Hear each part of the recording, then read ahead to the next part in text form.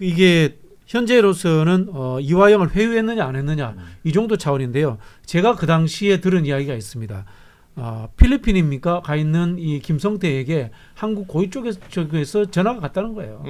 들어와라. 해외 도피 중일 때 김성태는 그때 이른바 그 지역의 폭력배들을 동원해서 무슨 뭐라고 합니까? 국제경찰 이름도 기억 안 납니다. 인터폴 뭐가 오든 간에 다 나는 막아낼 수 있다. 그렇게 큰 소리 치고 있을 때요. 그러다가 갑자기 귀국하거든. 그 과정에서 이미 정권 차원의 어떤 조작이 작동했을 것이다. 라는 이야기를 합니다. 그리고 아시겠지만 그 당시에는 변호사비 대납이잖아요. 변호사비 대납인데 김성태가 들어오고 오는 과정에서 이게 대북 송금으로 바뀌어버린단 그렇죠. 말입니다. 예. 그럼 이거는 정권 차원의 기획이 됐을 가능성이 많고 그렇다면 봉 기자님 말씀하신 것처럼 일선 검사들 수준이 아니라 검찰 지휘 라인이 대통령까지 보고되는 라인에 다 인지했을 가능성이 높은 거죠. 그러니까 지금 이 내용부터 그 아까 녹취록 조작했던 부분 그리고 이제 그 법무부 감찰 얘기를 했지만 그게 아닌 모든 것들이 이제 수사로 이어져야 된다라는 강한 요인이 생긴 거잖아요. 그런데 말씀하신 것처럼 뭐 공수처 지금 상황 그렇고 이거 이렇게 차일피일 미루다가 또 그냥 슬그머니 뭐 아무 일 없었던 것처럼 되는 거 아니에요? 황준범 의원이 좀 얘기를 하셔야 돼요. 오늘 한마디도 안 하셨어요. 아니 뭐냐면 이따가 할 말이 있어.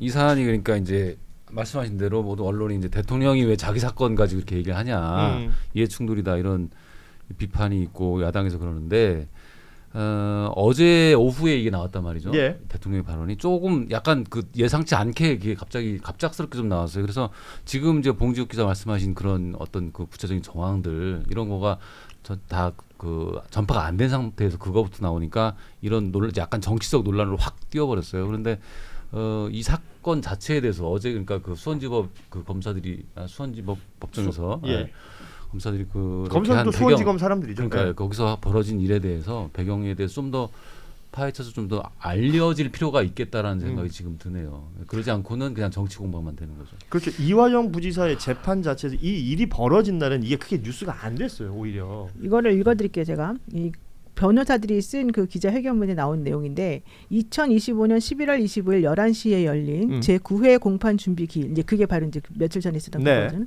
검사들은 자신들이 신청한 교도관 등 증인 42명을 재판부가 대부분 채택하여 주지 않았다면서 돌연 미리 준비해온 입장문을 읽은 후 구두로 기피 신청을 한다고 하고서 갑자기 4명이 모두 동반하여 법정을 일방적으로 나가버렸습니다. 예. 이화영 피고인의 국회 증언에 대해서 위증죄를 기소를 하면서도 수사 당시 수원지검에 출정한 교도관들을 상대로는 진술조사 하나 받지 않은 채 자기네들이 기소했던 잘못을 덮기 위해서 무리하게 많은 교도관 증인을 갑자기 신청한 겁니다. 그러니까 재판부에서는 법원에서 온 그 문건도 확인을 해보면 실제 법무부에서 온 문건을 확인해보면 5월 17일에 정확히 확인이 되고 거기서 이제 제일 핵심적인 증인은 전진걸이라고 하는 그 교도관이었거든요. 그 사람에 대한 것만 하면 되지 않겠냐라고 생각을 하고 있는 와중에 갑자기 42명을 해달라 그러니까 5일 동안 그렇게 하면 어떻게 하느냐. 그 해당 교도관이 지금 사표를 낸. 네, 바로 그 사람이죠. 전 교도관이죠. 예. 그런 식으로 이제 계산을 해가지고 이건 안 된다. 당신들의 그 증인 신청은 그냥 재판에 지연하려고 하는 것에 불과하다. 이렇게 얘기를 해버리니까 갑자기 자기들이 미리 준비해온 종이를 딱 꺼내들고 읽고서 나가버린 거거든요. 그 지금 얘기했던 그 사직했다는 교도관 있잖아요. 이분은 검사들하고 한번 부딪혔다면서요. 그렇죠. 뭐 박상현 검사가 뭐 상당히 좀 언쟁이 있었다고 하는데 이제 중요한 것은 그분뿐만이 아니고 근데 전부 다 할 필요가 없는 게 일단 이번에 법무부가 실태 조사를 해보니까 교도관들이 이제 박상용 말고 제가 말하는 형사 6부 검사들이 전화를 했잖아요. 교도관들한테 한 30명 정도 조사를 했어요. 그러니까 작년 4월 얘기예요. 작년 4월에 전화를 자기들이 전화해가지고 그때 음식물 이런 거 들어가면 안 되는 거잖아요. 다 아시잖아요. 다 교도관들이 막잖아요. 이런 식으로 유도 신문을 하면 거의 교도관 입장에서 저는 그걸 보고 있었지만 그냥 묵과 있습니다. 이렇게 대답 못 하잖아요. 이런 식으로 한 사람이 있고 전진걸 뭐 교도관에 이런 분들은 아니 들어왔는데요. 제가 그때 안 된다고 했잖아요. 이렇게 얘기했는데 문제는 그게 녹음 파일로 있는 거예요 지금. 법무부가 교도관들 조사해 보니까 녹음 파일이 있어. 그러니까 교도관들도 느낌에 검사 애들이 우리한테 덤태기 씌우려고 하는구나. 장치가 있는 거죠. 그러니까 녹음이 다 있고 다 출정 갔다 와서 교도관들이 써놨어요. 나중에 이거 문제될 수 있으니까. 그러니까 판사는 이 법무부 조사 결과를 보니까 야 이건 물증으로 다 존재를 하네. 증언이란 거는 확실한 물증이 없을 때 증언이 뭐 3인 성호 같이 여러 명의 일치된 증언이 중요하잖아요. 근데 이건 그게 필요 없는 사건이에요. 아니 지금 보면 검사들의 이 행태라는 게 뭐 전체 검사라고 말하기는 좀 그렇습니다만 지금 이렇게 거론되는 검사들은 거의 조직 범죄단이잖아요. 아까 뭐 얘기했지만 이 술 파티부터 얘기해서 아까 녹취록 조작 같은 것도 그렇고 지금 보면 대장동 항소 포기 관련해서 여야가 국정조사 얘기를 한단 말이에요. 그러니까 민주당이 오늘 오후 5시까지 입장 정리해서 국민의힘에 통보할 예정이다라는 내용까지 나왔는데 사실은 이게 더 심각한 거 아니냐고. 지금 검찰 특히나 대장동 같으면 2차 수사팀, 네. 예, 이 인사들의 뭐 회유 논란이라든지 뭐 이렇게 녹취 같은 거 조작했던 거. 이게 과거에 인혁당 사건 같은 거예요.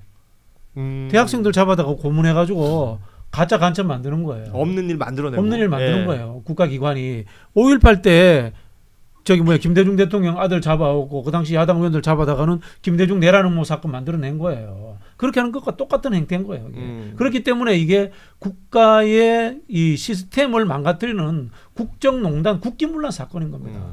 그렇게 지금 번져가는 거예요. 이런 검사들은 법으로 치자면 뭐예요? 무슨 죄를 지은 거예요? 직무유기? 그래서 지금 고발이 됐잖아요. 네. 직무유기죄고 법정 모욕죄로. 법정 모욕까지도? 예, 지금 그 피고인의 변호인들이 이 4명을 일괄적으로 네. 고소를 했다고요. 국수본에. 하긴 뭐 대통령의 지시가 굳이 아니라 할지라도 네. 이건 뭐 당연히 예, 범죄 혐의가 있는 것이기 때문에 예, 네. 관련된 이야기를 저희가 했던 것이고 그 왜 그 강백신, 엄희준 이런 인물들 있잖아요. 뭐 네. 이름만 들어도 유명한 사람들 됐잖아요. 이제는 이 사람들. 네. 이 사람들은 어떻게 해야 됩니까? 지금 그냥 이 사람들은 약간 뭐 좀 뭐랄까 한직 같은데 가 있긴 하지만 네. 그러니까 뭐 강백신 같은 경우는 이제 아마 윤석열 정권 내에서 검사장 한번 다는 게 목표였을 텐데 사법고시 가다가 막혔지. 사법고시 예. 합격을 좀 늦게 했어요. 어미준과 아마 73년 동갑인데 어미준보다 후배 이제로 돼 있고 그런 사람들 좀 있잖아요. 원래 이제 윤석열 같이 사법고시 늦게 됐는데 출세욕은 강하고 이런 사람들이 이제 시키는 대로 다 하는 측면이 예. 있는데 어미준 같은 경우에는 어쨌든 반부패 일부장 하다가 대검 반부패관으로 나가요. 예. 일단 대장동이나 요 정도 하고. 근데 강백신은 계속 남아 있죠. 강백신이 반부패 일부장이 되죠. 선임부장이 되면서 그때부터는 언론사와 그러니까 저를 포함해서 기자들을 상대로 대선 개입 여론조작 특별수사팀 예. 팀장 강백신 끝까지 남아있던 건 강백신이었어요. 그러니까 전체 조작 사건에 이제 강백신을 제일 잘할 텐데 이번에도 대장동 항소 포기 사건이 밖으로 알려지는데 혁혁한 공을 세운 게 그렇지. 강백신입니다. 그렇습니다. 자기가 타임라인 써가지고 검찰 내부 게시판에 다 써서 이걸 공유했을 거 아니에요. 한동훈은 그거 보고 또 뭐 이렇게 재구성을 하는데 제가 볼 때는 그렇다면 그때 어미준과 강백신을 기용한 게 누구냐? 송경호 지검장이냐 아니면 뭐 고영군 4차장이냐 아니잖아요. 네. 그 사람들이 검사 그 부장 인사를 할 수 있습니까? 그렇죠. 부장 검사 인사를 검찰총장 아니면 이원석 검찰총장 아니면 한동훈이에요. 법무부 장관이었다. 예. 보험친구.com 광고를 시작합니다. 이 보험친구.com 부담되는 보험료 알듯말듯한 보장 내 보험 바로 알고 싶을 때 그럴 때는 검색창에 보험친구.com을 검색하시기 바랍니다. 아니면 1844-0585로 전화를 하셔도 좋습니다. 이미 가입한 보험의 경우에는 뭐가 문제인지 또 내가 가입한 보험에 어떤 장단점이 있는지 보험친구가 무료로 상담해 드립니다. 암보험, 종신보험, 실손보험처럼 누구나 다 아는 보험부터 화재보험, 배상책임보험, 운전자보험까지 모두 상담이 가능한 보험친구.com 검색창에 보험친구.com 혹은 화면에 지금 보이는 QR코드를 이용하시거나 전화 1844-0585 어디든 연락 주셔도 이 보험친구라는 여러분의 든든한 친구를 만나게 되실 겁니다. 그 사람들 거기다 기술자들을 꽂아가지고 야 이거 사건 그림 잘 그린 애들 수원지검에서 무슨 일이 있었냐면 그 2차장 누구더라? 그분도 최근에 퇴직하셨는데 수원지검 2차장 원래 수원지검이 대북송금 사건이었잖아요. 그렇죠. 이분이 그림을 잘 못 그린 거예요. 2차장이 바꿉니다. 이정섭으로. 이정섭이 수원지검 2차장. 근데 그분도 나름대로 윤 라인이에요. 우리가 진짜 검사 이름을 많이 알게 됐다. 그 정상이 아닌 거 비정상. 그렇죠. 검사 예. 이름을 근데 알아서요. 그분을 제가 이제 왜 잘 아냐면 다른 사건 때문에 이준석 엮였던 그 있어요. 대전 아이카이스트 김성진 대표 사건을 그 검사가 대전 검찰청에서 맡았는데 그때도 사실은 정관계 인사 많이 나왔잖아요. 아이카이스트가 이제 뇌물 많이 뿌렸는데 그걸 수사 다 안 하고 덮었잖아요. 김형 뭔데 하여튼 그분이 수원지검 2차장에 있다가 그림 잘 그리는데 너 왜 이렇게 못 그려? 경질합니다. 감사원으로 파견 보냈다가 최근에 퇴직했더라고요. 그러면서 그 자리에 이정섭이 왔다. 그렇습니까? 그러니까 그런 인사 배치를 한다는 것 자체가 법무부 장관과 검찰총장이 하는 일이죠. 그러니까 제가 볼 때는 한동훈은 본인이 이해관계자고 만약에 이게 정말 수사가 돼서 전모가 드러나면 이 라인이 쭉 이게 조작의 지시 라인이 드러날 거 아닙니까? 행동대장이 누구였는지 누가 시켰는지 뭐 이게 나오는데 한동훈은 그 라인 안에 포함이 돼 있겠죠. 아니 무슨 검찰이 미술학원도 아니고 그림을 그리고 옛날에 그걸 잘한 사람이 한동훈이었어요. 그러니까 저는 그 한동훈 검사 시절에 이제 취재 기자들한테 들은 이야기는 서초동의 빨간펜 선생님이라고. 그러니까 본인이 수사했던 내용들이 언론에 어떻게 나가야 되는지를 기가 막히게 맥을 짚고 있다는 거예요. 네. 그러면 그런 걸 받은 기자들이 그걸 그렇게 고마워했답니다. 관련 법령 뭐 이런 것까지 다 찾아주니까. 정리 잘해주니까. 네. 아 주석도 달아주고 막 그렇다고 그러나? 하더라고요. 관제 기자들이는 그래서 그때 SBS의 특정한 기자하고 엄청나게 이해관계가 얽혀가지고 지금도 맨날 친하게. 아 그런가요? 그때 SBS에서 특정 많이 했어요. 법조 관련된 네, 기자들. 네, 네. 예. 뭐 개인적으로 아는 분이라서 할 말 없으면 아 정말 나도 매우 잘 아는 사람이죠. 아는 게 너무 많아도 약간 스트레스가 있겠어요. 저는 뭐별 스트레스가 없어요. 이거 뭐 우리 왜 옛날 영화에 많이 나오잖아요. 그 박정희 시대 때, 전두환 시대 때 중앙정보부 그다음에 안기부했던 그 행태를 검찰이 지금 와서 하고 있는 거예요. 그러니까 이런 것들을 뭐 누구 책임이다 이렇게 말할 수도 있지만 전반적으로 벌어졌던 일들이 지금 다 드러나고 있는 거 아니에요? 그렇죠. 그러면 이것에 대한 대가 그들도 치러야 되는 거 아닙니까? 치러야죠. 예. 그런데 지금 앞서도 얘기했지만 뭐 감찰 이 단위 말고 수사의 단위로 가면 그 수사는 정상적으로 이루어질 것이고 그리고 그 수사 이후에 이 사람들이 처벌받는 것까지 우리가 뭐 표현이 좀 그럴지 모르겠는데 속 시원하게 볼 수 있을까? 빠른 시간 안에? 그래서 제가 내가 그게 요원한 떠나야 거예요. 돼서 제가 결론을 내리자면 이런 거예요. 윤석열, 김건희만 중요한 게 아니라 국가 시스템 내부에 있으면서 거기에 부역하고 조작을 만들어준 사람들을 찾아내야지만이 앞으로 이런 일이 다시 일어나지 않는 거예요. 그래요. 예. 그게 특검의 목적이 돼야 됩니다. 또 하나의. 사실 뭐 4시 30분까지 저희가 방송입니다만 지금 JYP하고 노영희 변호사가 빨리 가야 되기 때문에요. 뭐 벌써 짐 다 싸놨어요 보니까. 지금 요 초콜릿 하나 사탕 예. 요청입니다. 마무리를 해야 될 것 같은데 우리 봉 기자께서는 오늘 저희 첫 출연이시고. 아, 왜 이렇게 벌써 끝났어요? 예, 이게 좀 아쉽네요. 저는 기본적으로 나가면 1시간 이상 떠드는데. 그러니까. 더 하세요. 예. 저희 여기 또 예. 한겨레는 시스템이 예. 길게 얘기하면 많이 주는 시스템이에요. 근데 사실은 이제 대장동 뭐 항소포기 사건도 있고 사실 뭐 저는 이제 뉴스타파 그만두고는 취재를 특별히 더 하지는 않는데 공교롭게도 이제 제가 예전에 이제 수사 기록을 입수해서 집중 보도했던 심층 보도했던 사건들이 수면 위로 다시 올라오는데 예. 너무 많은 사람들이 거짓말을 하니까 특히 한동훈 아하. 예, 너무 많은 사람들이 거짓말을 하잖아요. 예를 들면 뭐 7,400억 이런 예. 이런 단어 자체가 소명이 안 되는 단어예요. 뭐 그렇게 치면 그럼 윤석열이 내란 일으켜서 700조 7,000조의 손실을 본 거는 뭐 윤석열이 물어내야 됩니까? 아니잖아요.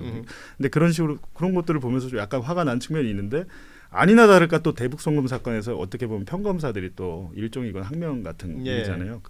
절차를 무시했고 그리고 애초에 지금 뭐 국회에서 위증한 것만 있는 게 아니고요. 이화영에 대한 거는 직권남용 혐의가 있어요. 예, 북한에 뭐 밀가루 지원하고 이런 거를 공무원의 뭐 의무 없는 일을 하게 했다. 직권남용했다. 요거 근데 이거 언제 수사가 됐느냐? 2022년에 수사 끝난 거예요.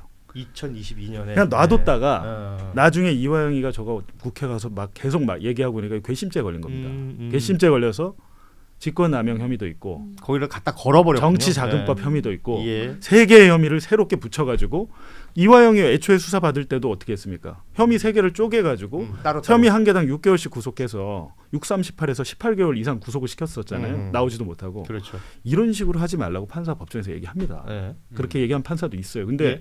대부분의 판사가 그냥 거기 묵인을 해주니까 사실은 저도 이제 재판을 받아보면 판사는 피고인 편은 아니에요. 대부분 검사의 말을 믿어요. 대부분. 하긴 뭐 검사가 쓴 공소장 안에서 또 판단한다 그러니까. 대부분의 법정이 그런데 이번 법정에서는 검사가 판사를 못 믿겠다고 당신이 불공정한 재판한다고 그러니까 나가버린 사건 초유의 사건이거든요. 예. 근데 그럼 이 사건에 대해서 아무 일도 아니야. 그냥 그럴 수도 있지. 이렇게 넘어갈 수 있는 일이 아니에요. 그렇습니다. 이거에 대해서 충분히 대통령이 지적을 할 수 있고 뭐 민정수석이 할 수 있고 법무부 장관 당연히 그리고 이거에 대해서는 제가 볼 때 검찰총장 대행이 감찰 지시 때는 자기가 먼저 했어야 돼요. 그분이. 지금 검찰총장이 없다 보니까 그런 일이 있는데 예. 당연히 희대의 사건이기 때문에 진상을 파악해야 되는 건 너무 당연한 거죠. 제가 이제 좀 길게 얘기해달라 했더니 굉장히 길게 얘기했잖아요. 자, 오늘 저희가 뉴스 사실은 뉴스가 스트리트 뉴스로 쏟아져 나오는 뉴스들이 많은데요. 그 뉴스들을 전하다 보면 그 맥을 한 번씩 놓칠 때가 있어요. 그리고 굉장히 중요한 뉴스인데 아무렇지도 않게 그냥 쓱 지나가 버린 경우들이 있는데 오늘은 결국은 뭐 최근에 비슷한 일들이 많습니다만 돌고 돌아 또 검찰 이야기를 안 할 수가 없습니다. 그러니까 김건희의 검찰 농단, 박성재와 주고받았던 그 메시지들로 우리가 파악할 수 있는 내용들도 그냥 김건희 특검이 하고 있는 무언가 중에 하나 혹은 내란 특검이 김건희 특검을 압수수색해서 뭘 받아서 나왔던 뉴스 중에 하나 이렇게 치부할 것이 아닙니다. 굉장히 중요한 뉴스고 엄중한 뉴스고 지금 이야기했던 그 어느 법정에서 검사들이 이랬대로 끝나서는 안 될 이야기죠. 이화영 부지사 재판 관련해서도 저희가 꾸준히 뒤 이야기까지 계속해서 전해드리도록 하겠습니다.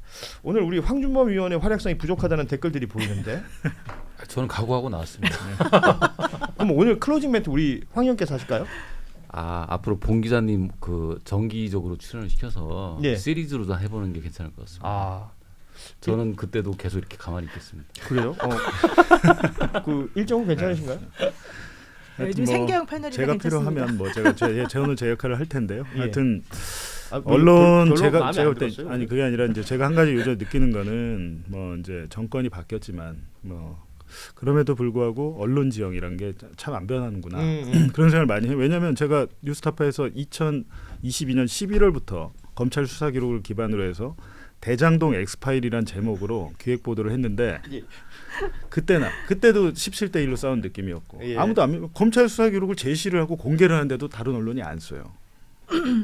한겨레도 마찬가지였어요. 경향. 이건 진보 보수의 문제가 아니었습니다. 예, 예. 근데 마찬가지로 지금도 예를 들면 법무부 실태조사 나올 거 아닙니까 이제 지금 법정에 제출이 됐으니까 예. 그게 나와도 안 씁니다. 그럼 국민들이 모르잖아요. 그러니까 그런 네. 이야기를 우리가 더 떠들어야죠. 예. 네, 알겠습니다. 예. 지금 노영희 변호사고 JYP 얼굴이 사색이 되어가고 있기 때문에 오늘 방송은 여기서 마무리하고 두 분을 CBS로 보내드리면서 마무리하도록 하겠습니다. 함께해 주신 우리 봉지욱 기자 그리고 또 황준범 위원 그리고 JYP 그리고 노영희 변호사 함께 인사드리겠습니다. 내일 오후 3시 30분에 다시 찾아뵙겠습니다. 고맙습니다. 고맙습니다. 고맙습니다. 보험친구닷컴 광고를 시작합니다. 이 보험친구닷컴 부담되는 보험료 알듯말듯한 보장 내 보험 바로 알고 싶을 때 그럴 때는 검색창에 보험친구닷컴을 검색하시기 바랍니다. 아니면 1844-0585로 전화를 하셔도 좋습니다. 이미 가입한 보험의 경우에는 뭐가 문제인지 또 내가 가입한 보험에 어떤 장단점이 있는지 보험친구가 무료로 상담해 드립니다. 암보험, 종신보험, 실손보험처럼 누구나 다 아는 보험부터 화재보험, 배상책임보험, 운전자보험까지 모두 상담이 가능한 보험친구닷컴 검색창에 보험친구닷컴 혹은 화면에 지금 보이는 QR코드를 이용하시거나 전화 1844-0585 어디든 연락 주셔도 이 보험친구라는 여러분의 든든한 친구를 만나게 되실 겁니다.